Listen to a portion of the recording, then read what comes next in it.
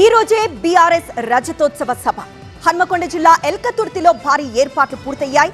సభను ప్రతిష్టాత్మకంగా తీసుకుంది బీఆర్ఎస్. 10 లక్షల మంది లక్ష్యంగా జన సమీకరణ కొనసాగుతోంది. ఇప్పటికే ఎడ్ల బండపై సభకు బయలుదేరారు బీఆర్ఎస్ శ్రేణులు.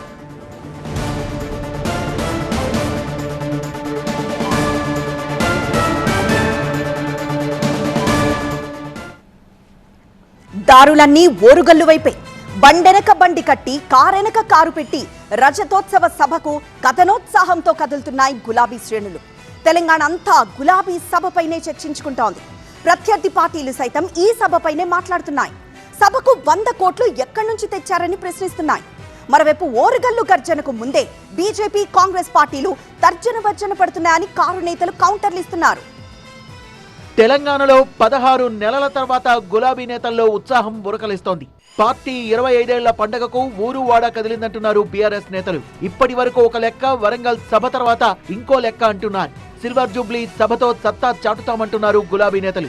బీఆర్ఎస్ రజతోత్సవం అంటే ఇది తెలంగాణ ప్రజలందరికీ కూడా నిజంగా ఒక రకంగా పండగ లాంటిదే. బీఆర్ఎస్ పార్టీ లేకపోతే ఇవాళ తెలంగాణ లేదు, తెలంగాణ లేకపోతే ఇవాళ ఇంత అభివృద్ధి మనం చూసేటువంటి వాళ్ళం కాదు. రజతోత్సవ రథాలు ఓరుగల్లు వైపు పరుగులు పెడుతున్నాయి. ఎడ్ల బండ్లు, కార్లు, బస్సులు కాలినడకన కూడా వరంగల్ కు చేరుకుంటున్నాయి బీఆర్ఎస్ శ్రేణులు. ఇప్పటికే వరంగల్ అంతా గులాబీమయంగా మారిపోయింది. ఎల్కతుర్తి సభా ప్రాంగణం కొత్త రూపును సంతరించుకుంది.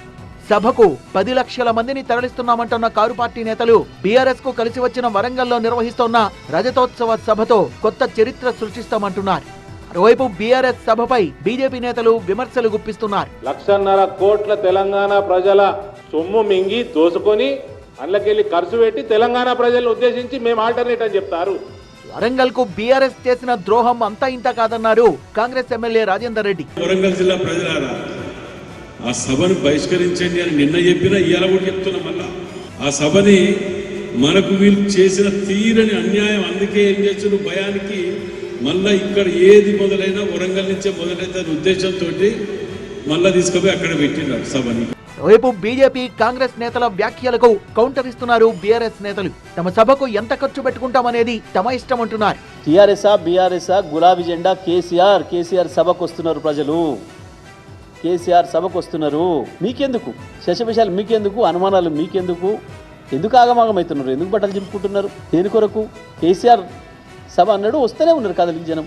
బీఆర్ఎస్ సభకొచ్చే వాళ్లంతా జాగ్రత్తగా రావాలని, రోడ్డు ప్రమాదాల బారిన పడకుండా క్షేమంగా ఇంటికి చేరుకోవాలని సూచించారు హరీష్ రావు.